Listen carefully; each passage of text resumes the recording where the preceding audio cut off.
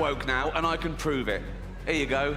I love illegal immigrants. Yeah, sue me now. Sometimes I go down to Dover for the day, right? And I look out, right? I look for a boat, and I see a dinghy with about 60 of them, and I go over here, like, right?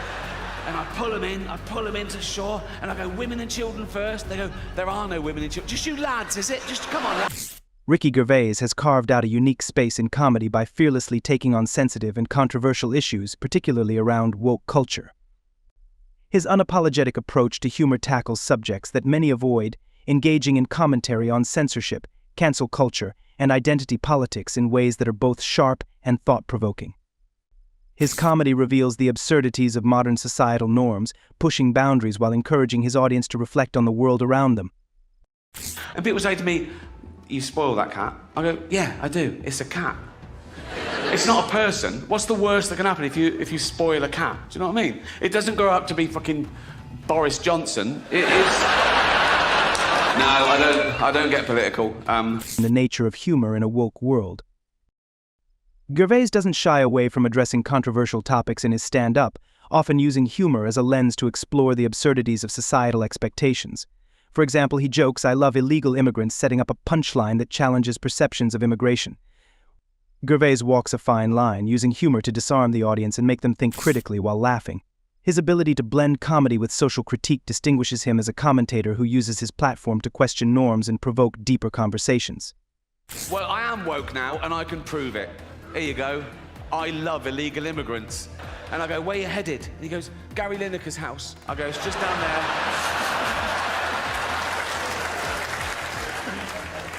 Society's double standards. In his comedy, Gervais frequently points out societal hypocrisies. One memorable moment involves his critique of Boris Johnson's comments on Muslim women. Gervais juxtaposes this with a joke about how spoiling a cat is not the same as spoiling a person, highlighting the inconsistencies in how people apply moral standards. This technique of intertwining humor with pointed commentary allows Gervais to expose the double standards that often go unchallenged in mainstream discourse. Woke comedy in safe spaces. A staunch critic of woke comedy, Gervais argues that modern comedy has become too restrictive, with comedians often censored by the unwritten rules of political correctness. He believes that humor should evoke emotions, and that offense is subjective. It's not a universal truth but a personal reaction. This perspective underpins much of his work, as he continues to push boundaries and challenge what is considered acceptable in comedy today. Offense and comedy. The Caitlyn Jenner joke. One of the most discussed examples of Gervais's controversial humor is his joke about Caitlyn Jenner, which many perceived as transphobic. Gervais later explained that the joke wasn't about Jenner's identity, but rather about society's perception of her. He made a key distinction between the subject of a joke and its target, a nuance that is often lost in debates about offensive humor. His stance highlights an ongoing tension between comedic freedom and social sensitivities.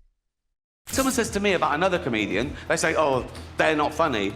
Even if I agree with them, I stand up, I say, well, you can't say that. You've got to say, you don't find them funny, you know? And I hate it when people say, that joke was offensive. I gotta say, no, you've got to say, you found it offensive, because it's all about feelings, and feelings are personal. Cancel culture and its dangers.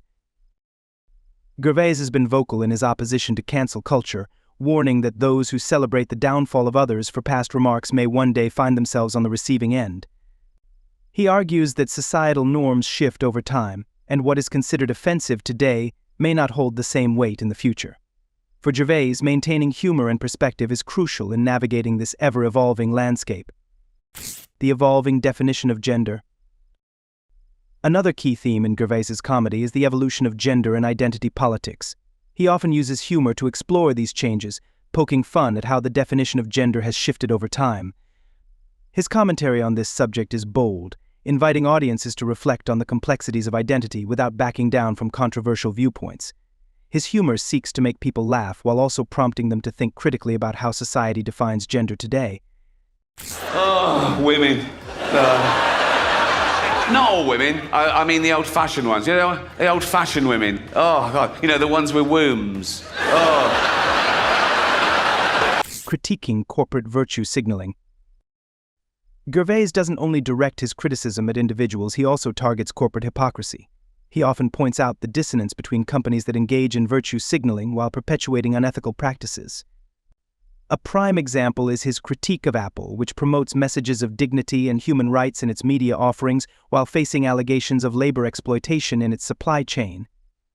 This sharp observation underscores Gervais's belief that corporations should be held accountable for their actions rather than simply celebrated for their surface-level virtue signaling. Of course, the word queer has changed. Again, traditionally, the word queer used to mean someone who was attracted to the same sex as themselves, a gay man. Now, the word queer can mean a straight man who wants some attention. Offense, free speech, and the role of comedy. Central to Gervais's comedic philosophy is his belief that offense is subjective and doesn't necessarily validate or invalidate a joke. He argues that the role of comedy is to challenge societal norms and encourage discourse rather than conform to popular sensibilities. Gervais sees humor as a vehicle for critique, particularly when it addresses serious topics. By pushing the envelope, Gervais believes that comedy can be a catalyst for important conversations. Political correctness and satire. Political correctness is another frequent target of Gervais's satire. He tackles stereotypes and outdated attitudes with irony, such as when he jokes about the outdated notion that women aren't funny. This self-aware commentary allows Gervais to deconstruct the absurdity of such beliefs while reinforcing the idea that satire can expose and dismantle harmful ideologies. Embracing edginess in comedy. Yeah, well, that's the thing about offence, isn't it? When people say they're offended, it's that just because you're offended, it doesn't mean you're right, you know? It's... offence is about feelings, and feelings are... Despite being criticized for crossing the line, Gervais embraces the label of edgy comedian. He believes that comedy is most effective when it challenges boundaries and provokes reflection. In his view, pushing societal limits is essential for promoting open dialogue and questioning cultural norms. His willingness to tackle taboo topics underscores his commitment to free speech and the idea that comedy should provoke thought as much as it provokes laughter. Conclusion: the power of humor. Ricky Gervais's fearless approach to comedy demonstrates the power of humor as a tool for critique and societal reflection. His commentary on woke culture, cancel culture, and identity politics illustrates his deep understanding of modern societal complexities.